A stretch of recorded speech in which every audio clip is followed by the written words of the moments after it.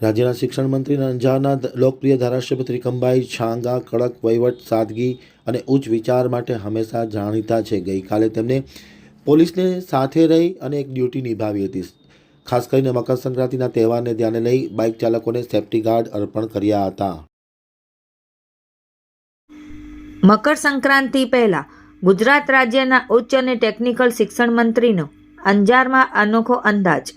પોલીસની સાથે two વ્હીલરમાં safety guard wire લગાવતા જોવા મળ્યા. સામાન્ય રીતે આપણે ધારાસભ્ય કે મંત્રીઓને રિબન કાપતા કે ઉદ્ઘાટન કરતા જોયા હોય છે, પરંતુ શું તમે ક્યારેય કોઈ મંત્રીને સ્ક્રૂ ફિટ કરતા જોયા છે?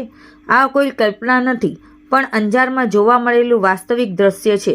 ગુજરાત રાજ્યના ઉચ્ચ અને ટેકનિકલ શિક્ષણ મંત્રી ત્રિકમભાઈ છાંગાનો એક અલગ જ સાદગીભર્યો અંદાજ અંજારમાં જોવા મળ્યો હતો, જેણે સૌનું ધ્યાન ખેંચ્યું હતું.